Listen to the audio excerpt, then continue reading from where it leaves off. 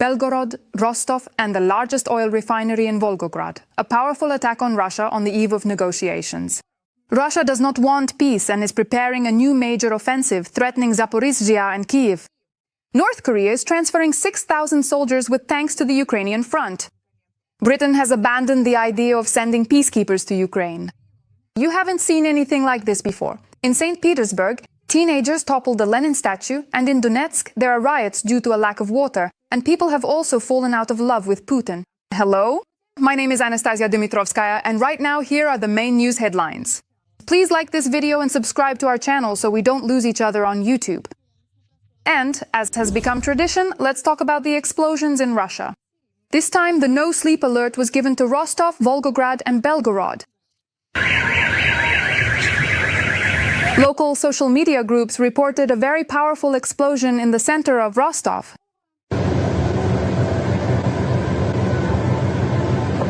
It is also known that as a result of the attack in Rostov, several apartment buildings were damaged.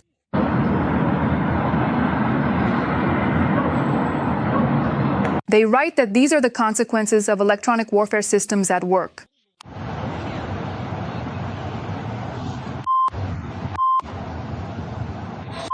And so,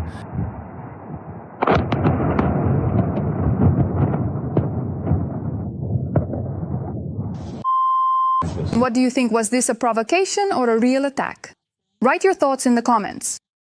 Meanwhile, in Volgograd, the largest Lukoil oil refinery came under drone attack.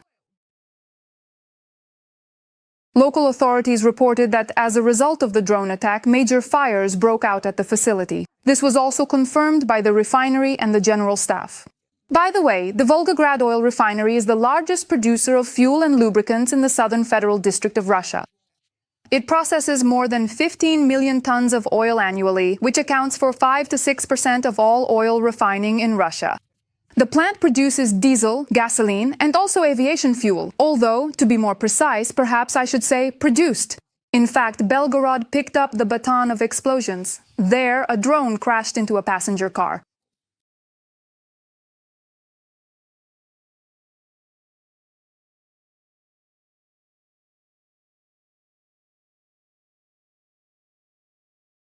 There are reports of 3 people injured, since the video shows the drone was flying very low, and before that, local social media channels reported drone attacks on the local administration. So, most likely, the burning car is also the result of Russian electronic warfare. The Russian defense forces didn't notice anything, and as always, everything is supposedly going according to plan for them. But here is Russia's true attitude toward peace and the upcoming negotiations. A Russian offensive in the Zaporizhzhia region is expected in the near future. Russia continues to massively supply ammunition and heavy equipment there.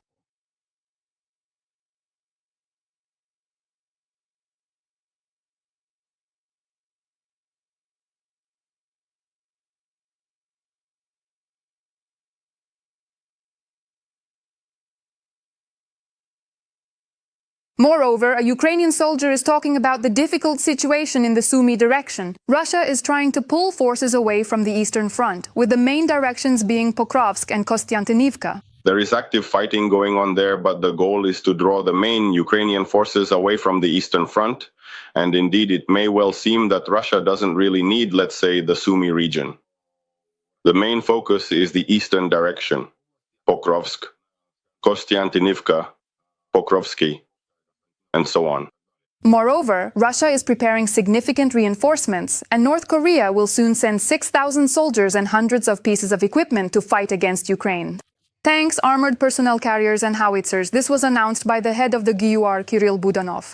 Also, in September, the risks for Ukraine from Belarus will be especially high during the active phase of the Russian-Belarusian exercises. This statement was made by the spokesperson of the State Border Guard Service, Andriy Demchenko. the risks and threats to our country at this moment are very obvious, especially during the active phase at the start of these exercises. They may take place in September from the 12th to the 13th. Everything points to one thing. Russia is preparing for new offensives and will use this as leverage in any negotiations. Nevertheless, Ukrainians continue to successfully repel the enemy, and the defense forces are stabilizing the situation in the Dobropilya direction. They are actively detecting and destroying Russian units. This information was made public by the General Staff. In particular, during operations conducted by the 1st Corps of the National Guard of Ukraine, Azov, together with attached and subordinate units, the enemy is suffering significant losses. Ukrainian soldiers have truly earned your words of support and gratitude in the comments. Based on materials from the Security Service of Ukraine, a captured Russian who shot at civilians near Kupiansk has been sentenced to life imprisonment. The perpetrator shot 2 residents of the Kharkiv region who were in the frontline area. In October 2024, the defense forces captured him during fighting in the Kupiansk direction. Specifically, we are talking about 21-year-old Russian RT-200 Artem Kulikov, who fought as a rifleman in the 23rd Motorized Rifle Brigade of the 6th Combined Arms Army of the Russian Federation. He was mobilized into the armed forces of the aggressor country at the end of August 2024, directly from a Nizhny Novgorod prison where he was serving a sentence for robbery and theft. After a short period of training at a training center, he was sent to the Eastern Front to attack the positions of Ukrainian troops in the border areas of the Kharkiv region. During an attempt to capture one of the villages in the Kupiansk district, Kulikov, together with an accomplice, imprisoned 2 local residents who were helping a fellow villager evacuate from the combat zone. According to the investigation, the occupiers tried to force the victims to reveal information about the locations of defense forces. When they failed to obtain any information, Kulikov shot the 2 men at point-blank range with his assault rifle. As a result of the gunfire, both victims died on the spot. During interrogation, Rashis gave incriminating testimony against his commanders, who issue orders to kill civilians in the temporarily occupied territories of Ukraine.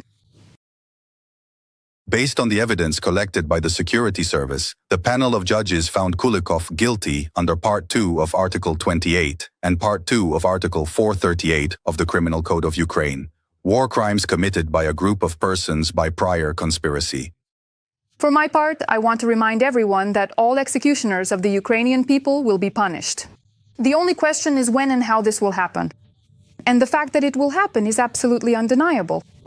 In St. Petersburg, some teenagers decided, so to speak, to settle a historical score and attacked a Russian man because he looked very much like Lenin.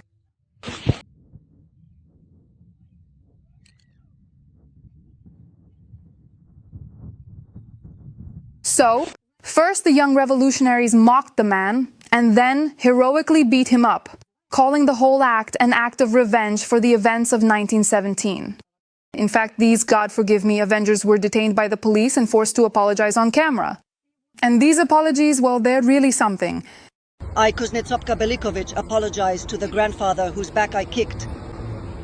You know, sometimes the apology is even more of a meme than the fight itself.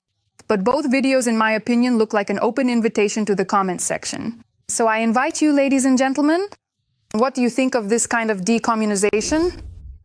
Just a few hours remain until the meeting between Trump and Putin in Alaska on August 15th, and on the eve of it, Zelensky, together with EU leaders in Berlin, spoke with Trump himself via video call. According to the Ukrainian leader, they agreed on 5 principles for negotiations with Russia. Here they are. The first is the format of the negotiations. Everything concerning Ukraine must be discussed exclusively with Ukraine. Second, the main condition is a ceasefire. Third, there must be truly reliable security guarantees. Fourth, Russia cannot have veto power over Ukraine's European and NATO prospects. And the 5th point, sanctions must be strengthened if Russia does not agree to a ceasefire during these negotiations. As for territory, Zelensky has not changed his position, and he is convinced that our land is not up for negotiation. Donald Trump also made a number of statements. First, the head of the White House still hopes for trilateral negotiations. If the initial meeting goes exceptionally well, I would like to hold a second subsequent meeting almost immediately between President Putin, President Zelensky, and myself, if they genuinely want me to be present there. However, if I do not receive the necessary and satisfactory answers I require from President Putin on Friday, then there will absolutely be no second meeting whatsoever. In addition, during the press conference, Trump threatened Putin. Yes, there will be very serious consequences if he does not agree to stop. But even Trump doesn't believe that Putin will stop targeting civilians. I don't believe I can convince Putin to stop striking civilians in Ukraine. And in fact, the meeting between Putin and Trump. As is known, it will be held in Alaska. It will take place today at 10:30 p.m. Kyiv time. This has already been officially announced by the Kremlin, and it will begin with a one-on-one conversation between Trump and Putin in the presence of an interpreter. After that, negotiations between Putin and Trump with their respective delegations are planned, following a 5-on-5 format. The Russian delegation includes Lavrov, Ushakov, Belousov, Finance Minister Silvanov, and Dmitriev. Afterwards, following the meeting, the American and Russian leaders will hold a joint press conference. And now, about what has not been officially announced. Nevertheless, a number of top media outlets have written about this, citing their sources in political circles. The Wall Street Journal reports that Trump will not discuss territorial issues at the meeting with Putin, since the main goal of the US president is to achieve a ceasefire. Meanwhile, The Telegraph highlights that Trump will offer Putin an agreement on Alaska's rare earth minerals to encourage Putin toward peace. However, these are all just statements. The real outcome will be known very soon. And what do you expect from these negotiations? The United Kingdom has abandoned the idea of deploying a 30,000-strong contingent to Ukraine to protect ports and key cities. Instead, AMC reports that the British military has changed the format and objectives of the peacekeeping mission, which will begin operating in Ukraine after the active phase of the war with Russia ends. In fact, according to the publication, the command of the British Army has abandoned the idea of creating a 30,000-strong contingent to protect Ukraine's ports and cities. However, now London and certain coalition member countries are planning for the peacekeeping forces to carry out a more realistic mission. In particular, they will provide logistical support, weaponry, and training experts to help restore and re-equip Ukraine's ground forces. In this context, there are plans to train military personnel in the western regions of the country, where the likelihood of Russian attacks is lower. There are also comprehensive plans to carry out extensive air patrol missions using advanced Typhoon or F-35 aircraft in order to protect the skies over Ukraine and effectively deter any potential Russian attacks. The goal of these missions is to reassure the Ukrainian population and enable the restoration of international air travel. The coalition member countries will also assist in demining the Black Sea and will act as guarantors of the safe passage of all VRI vessels from Ukrainian ports. Well, in my opinion, this version of the peacekeeping mission is in some ways even more effective than the one that simply envisioned the deployment of foreign troops on Ukrainian territory. Overall, at the idea stage, everything looks quite promising. Let's see what happens at the implementation stage. These are, in fact, quite good ideas. Even if the Russians have already served their time, they will still be abducted and forcibly sent back to the front. The same applies to wounded occupiers who have been sent to the rear for treatment. This is evidenced by the findings of a journalistic investigation. We will tell you what is known and what the relatives of those abducted say about this channel for replenishing the ranks of Russian cannon fodder. At any moment, I could be kidnapped and shoved back into the war.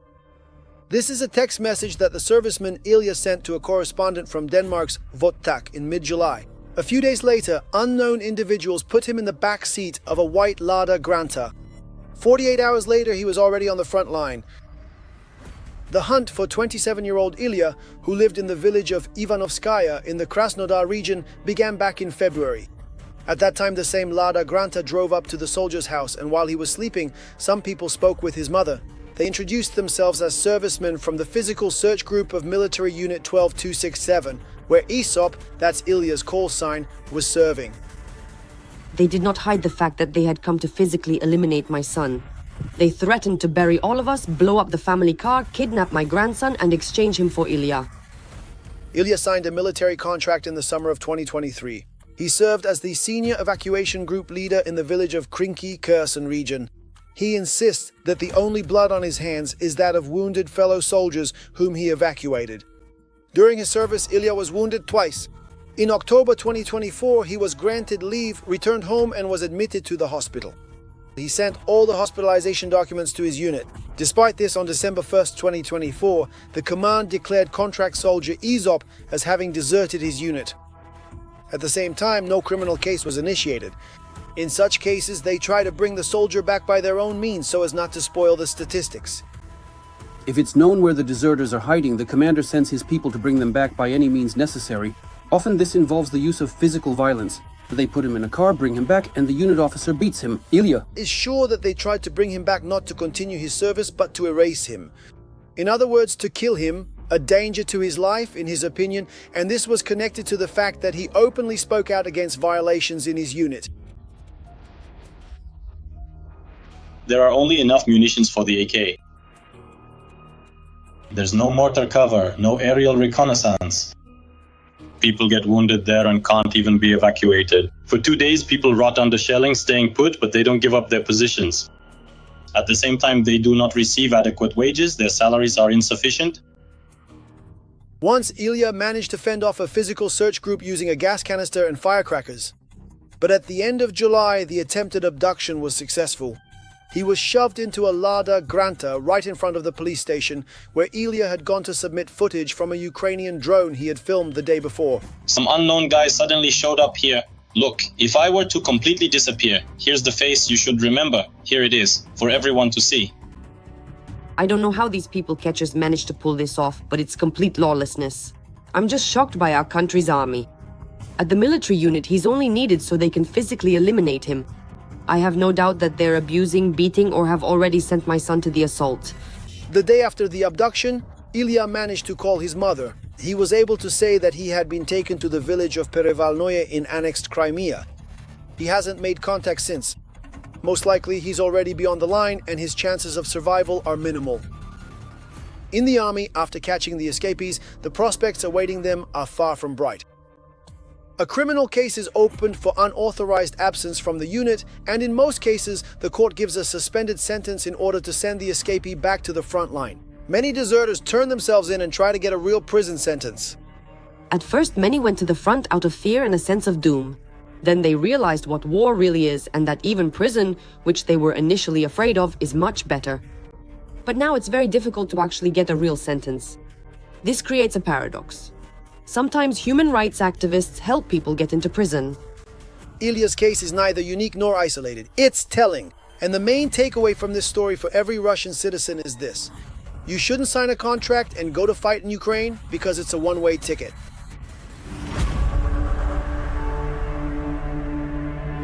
The Middle Ages continue in Donetsk. These are the realities of occupation when people are at war at the factory. And here are two women arguing because one of them has nothing to wash herself with. Are you out of your minds? What are you doing? People can't even wash their own asses. What are you doing? Are you out of your minds? You're the good ones, and now I'm going to be the bad one. We'll find then. Here you go, Gorevskaya 4A, that pipe I reported about. The left pipe in the courtyards. Here are their wonderful repairs. Here you go, all of this will now go to the prosecutor's office. And here's another video where a resident of occupied Donetsk, swearing, complains about the lack of water and the line for the water truck.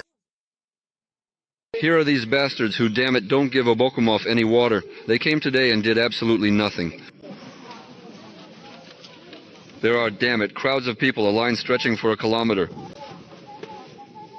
They only help their own kind, those bastards. Right now, there's a real disaster with water in the occupied part of Donetsk region, and the area is only getting a third of what it needs. The most difficult situation is in the regional center and in Makivka, where they decided to supply water to homes only once every 3 days. Denis Pushilin was forced to admit that the water reserves had dropped to a critical level. But guess who he blames for the water blockade? Of course, as expected, he blamed the armed forces of Ukraine as well as the unusually hot weather. As they say, this is the Russian world in all its glory. Give this video a like to support what we do. Be sure to subscribe to our channel Ukraine Today so you don't miss our next episodes. See you soon!